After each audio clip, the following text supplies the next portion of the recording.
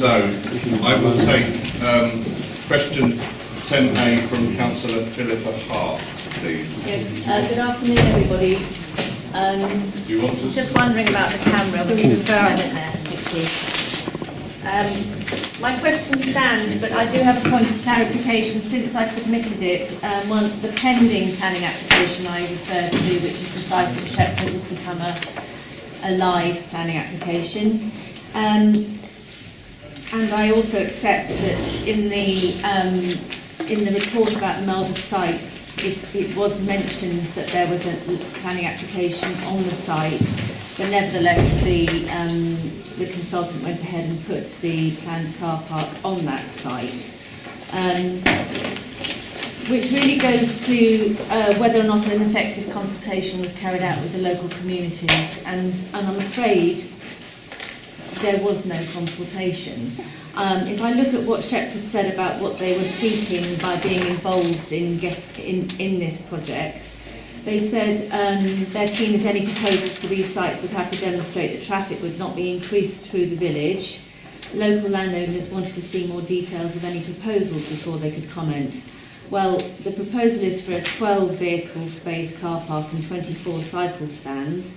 In Meldreth, the parish council, and I should stress that it was only the parish council that was consulted in both cases, and I'm probably speaking for the other villages that didn't make it onto the pilot project, and possibly even the 3 that did as well, but I can't be certain about that.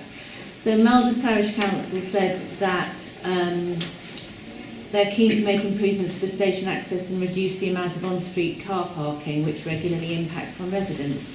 They are being proposed to accept a 46 vehicle car park but only 6 cycle spaces. They also say there's no lift to enable wheelchair or pushchair access to the Cambridge-bound platform from the Melbourne side. I mean, vice versa. It is not a user-friendly station in that respect.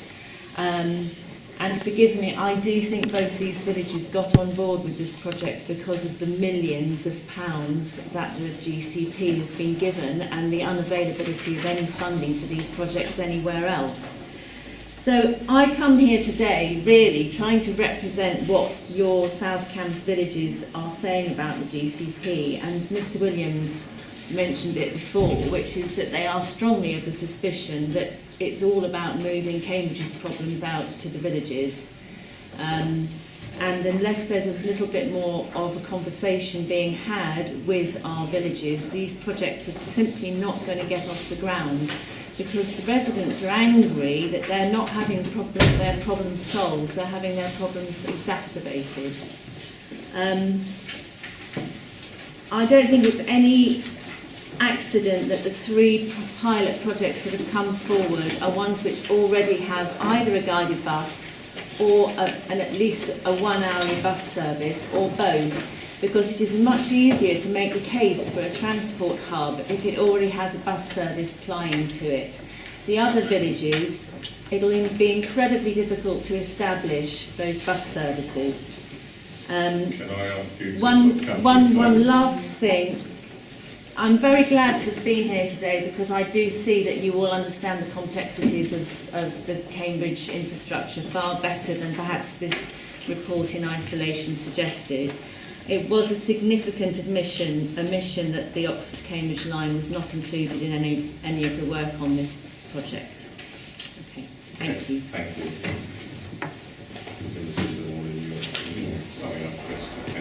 And question 10B from Councillor Janet Lockwood, please. I should have explained before. You have 3 minutes. The orange light will go on when you've got 30 seconds. Better late explanation than none at all. The question is, as stands really, to what extent do you think travel hub parking can relieve pressure on the necklace park and rides? I'm thinking particularly of the expected extra traffic travelling north along the A10 through Harston. And as everybody probably knows, the A10 goes straight through the middle of Harston. Traffic, as we've heard, has increased by 10%, I think you said, this year, and it's set to increase more. there's the plan of an enormous park and ride in Hawkston, and all the developments south of Harston. So that I was very pleased to hear that you're going to look more carefully at Cloxton with the possibility of taking some of the burden off the A10. And I would be so grateful if together various innovations can be made to relieve poor Harston, which is really taking the brunt. It's a totally unsuitable road for all the traffic that's going through it. But it also impacts on Hawkston, which is not going to be able to get out of its village with the traffic there. Thank you. Thank you.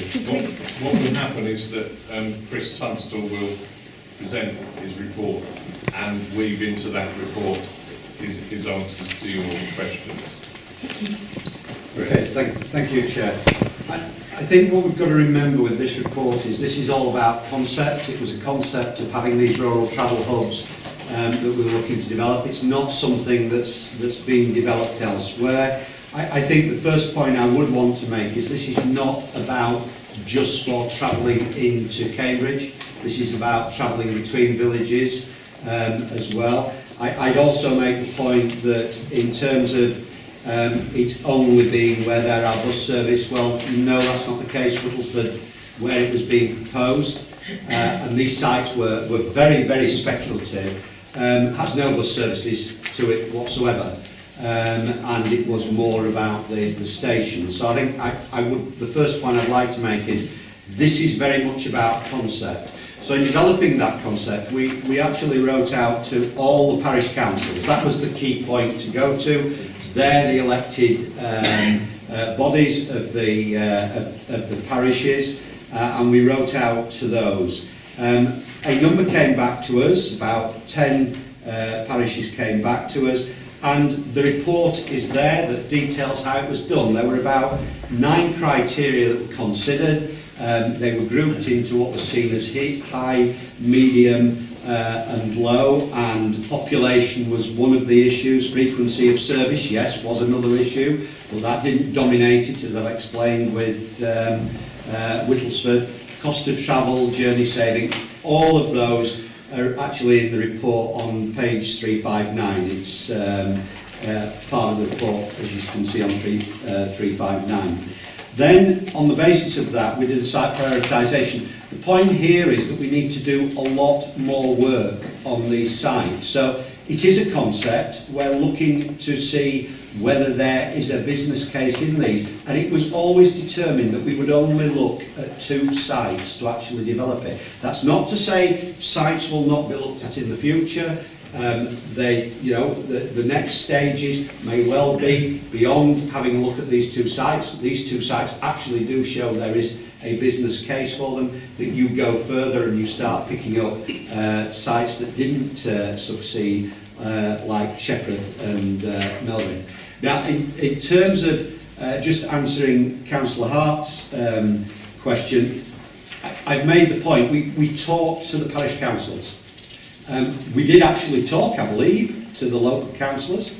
We had a meeting, I'm told, with Councillor Hart and Councillor van der Veer on the 16th of October. So there were discussions ongoing. In terms of looking at the sites, when we were made aware of what was going on, we did incorporate that into the studies. We didn't specifically start delving into great detail with the sites, because if we start doing that, we'd have developed the business case for all the sites. This was a sifting process to actually narrow us down to, as I say, to look at the sites to see if there is some mileage in this proposal. So I accept what is being said, but I hope...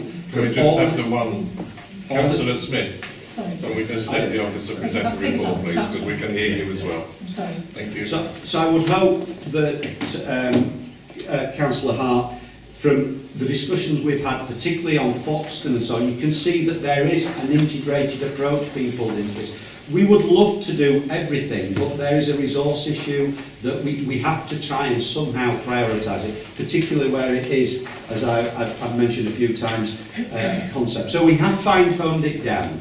We fine-honed it down to Oakington, Whittlesford and Sawston. We were only looking for 2. Why have we fine-honed it down to 3? Because Whittlesford has a lot going on around it. Abellio are looking at increasing the parking there, doubling it to 1,000. They're looking at putting cycle parking there. There is proposals for development, the council depot, the Highways England depot. There is an agri-tech proposal. There is cycling access proposal. It makes so much sense to do a transport master planning exercise for it rather than dealing in things in isolation. So we've met with Whittlesford and we've started that process. So whilst the rural travel hub will be considered in that process, it's not going to be considered on its own right. Oakington definitely is, and Sawston will be, subject of course to the outcome, tying it in, not subject to, but tying it in to the consultation that we anticipate will start in February on the South East Corridor study, and the proposal there is for a transport corridor that actually runs on the old line next to Sawston. So we are trying to tie all of this together. We can't do everything. We have consulted. We can't get into the real detail. We will do that with the sites that we have picked. That's not to say that we will not consider the sites subject to how your thoughts on this and how the board want to progress this. You could see this as wave 1 and we're now going to stage 2 on wave 1. There may be a wave 2. Would we compulsory purchase? Well, that would have to be built into the business case. We don't know at this stage, it's too early. In terms of Councillor Lockwood's comments, well, I hope Councillor Lockwood, in terms of the Foxton report, you can see we are building that in. I'm not giving you a lot of hope. I mean, Hawkston is a 2,000 parking. That's what we've identified. 1,500 requirements at Trumpington, 2,000 at Hawkston because of the growth within CBC. We're talking about maybe 200.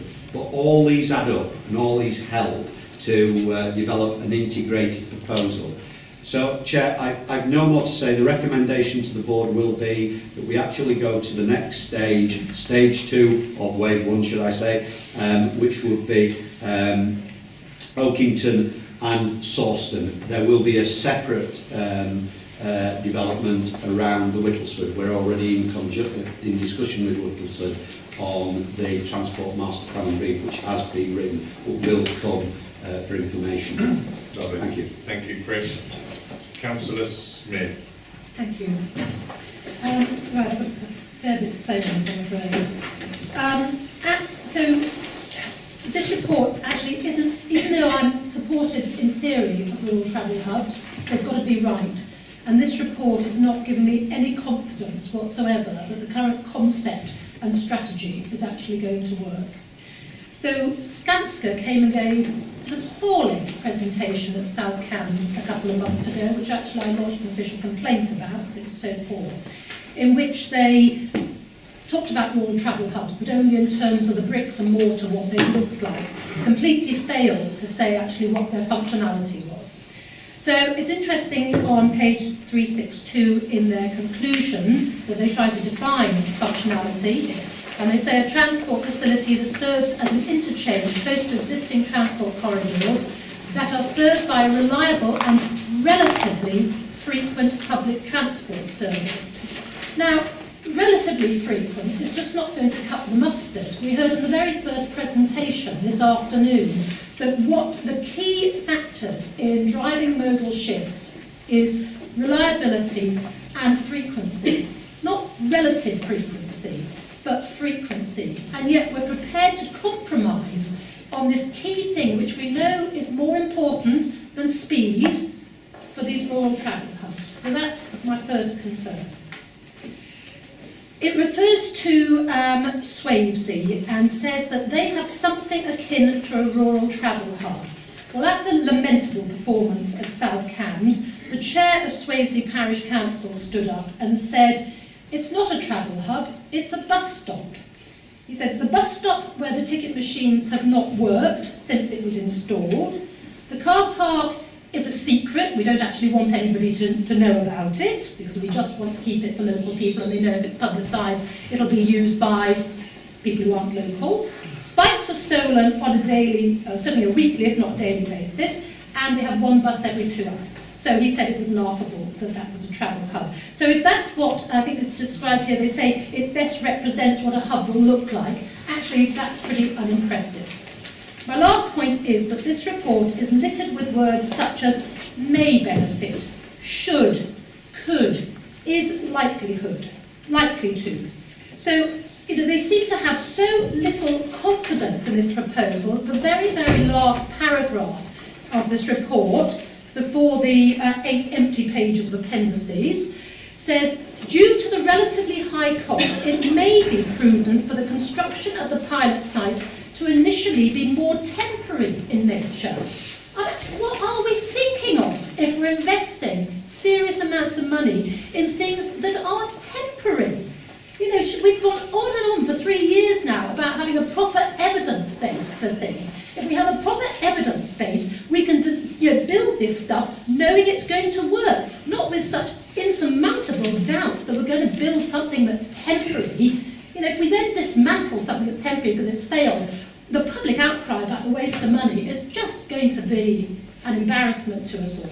So, in theory, fine, but actually, I'm not sure we should be moving on to stage 2, Chris. I think we need to get stage 1 right. And I don't think we've got it right yet. And I don't think we should be using engineering consultants to do community consultation either.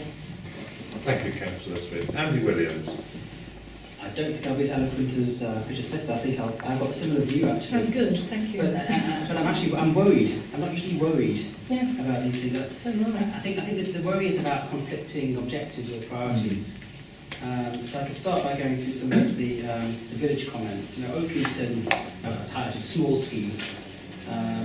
Shepford demonstrated that traffic will not increase through the village. Swavesey worried about increased traffic as a consequence.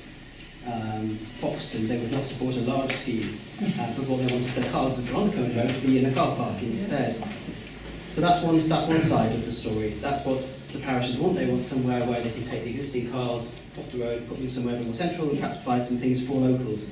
And I think Councillor Hart said it's really because there's no money anywhere else. So all the local areas would like some money to do things which benefit their communities. And support that. And then we come from City Deal, and I put my City Deal hat on, so I want a huge car park at Foxton.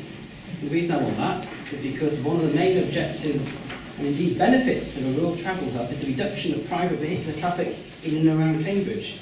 So that what you've got is this conflict between congestion reduction, which is a City Deal person I'm saying I want, and then I've got parish councils here, as soon as I mention hundreds of cars, they're worried. So I think that what worries me is the transparency. Do Foxton know what they're letting themselves in for? When Parish Council said we'd quite like a little car park, were we clear whether it was 35, 85, or could it be 500?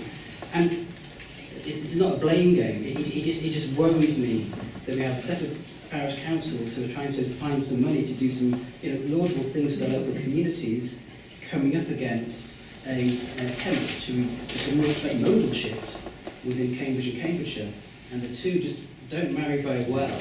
And given our previous concerns about greater communication with the local area, it worries me that we've got one view and the parish has got another view, and I don't want to see us ending up in a place where nobody knew quite what they're getting. I'd also agree that I'm not quite sure, I wouldn't want to go to a travel hub, they don't look very nice, do they? Even my own small little one, I'd like something there to make it a bit more groovy. And it doesn't even seem very groovy in a small scale.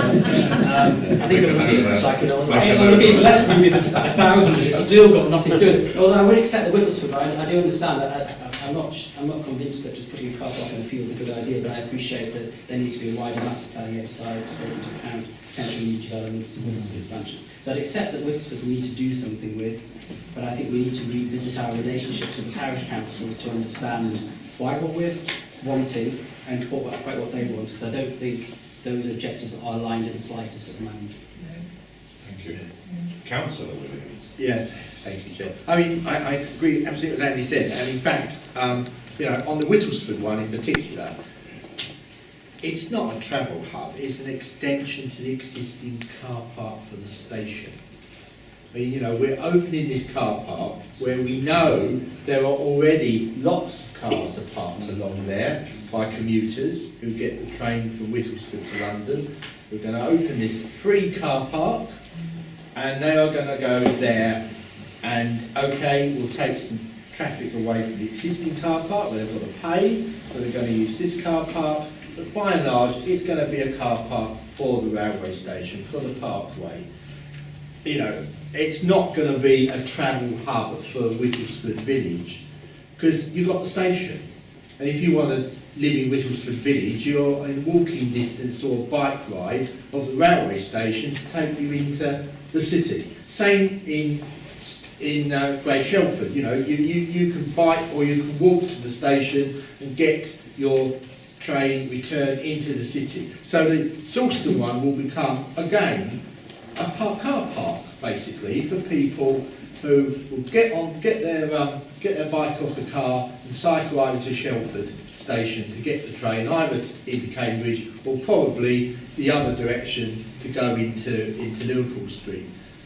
I really find it so difficult to understand how you can suggest that these are going to be travel hubs that are going to benefit the village, deliver a better public transport or better mode of transport is more sustainable than the one they have at the moment. I can't see it. It doesn't fit. And if you want to sort of do a travel hub, if you want to do a travel hub for a group of villages, which I thought was the original concept, where you have a travel hub and then you have a spoke, and people get from the smaller villages to the village with the travel hub, and then they get a frequent public transport alternative to driving to a park and ride site. You haven't delivered any of that in any of these sites.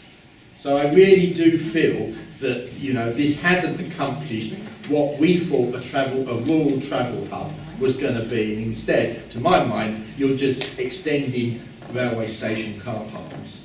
Thank you. Councillor Carpen. Right. Sorry, did the alarm not work? Yeah, I didn't. I'm going to disagree with this. Most of what's been said. I think I've heard, speaking that I live in Salisbury, and I live around Whittlesford, and I understand the situation that's going on there.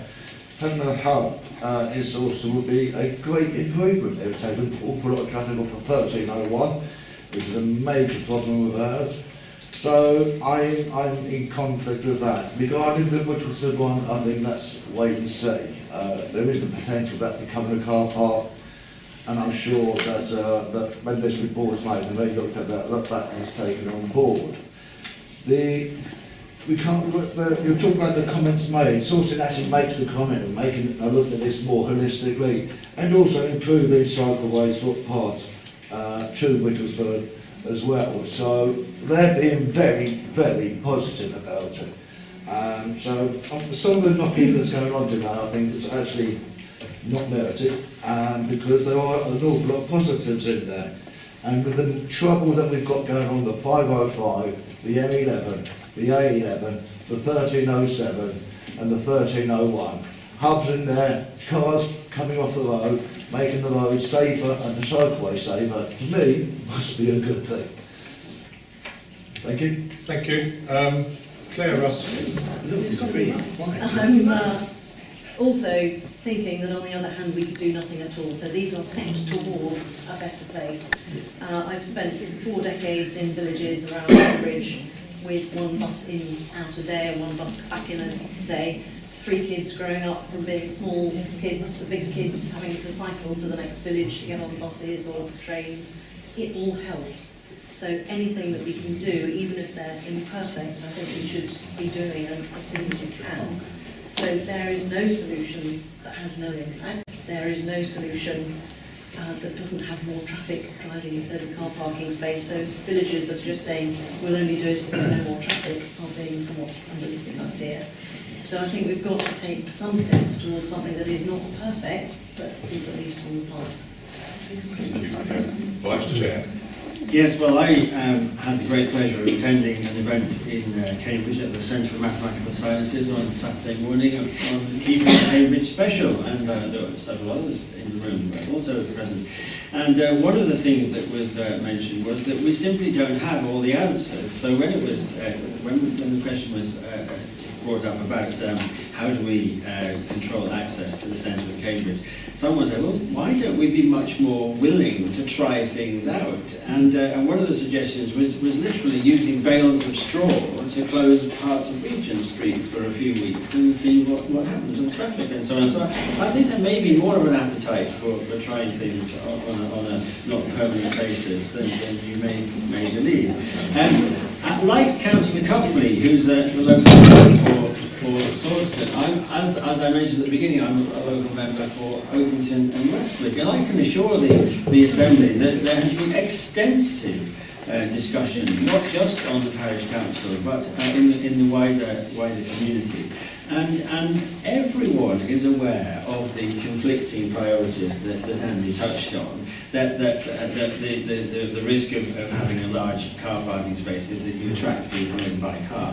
But they very much see their potential travel hub as a full modal interchange. They want to extend the bus service, which doesn't touch the busway stop at the moment, which is, it's crazy. The ordinary bus service that serves Oakington Village does not serve the Oakington busway stop, and this proposal offers a chance of doing that. That will open up access to Cottenham, and the Cottenham side is joining forces with Oakington to push for a cycleway linking Cottenham and Oakington, which it has been long talked about.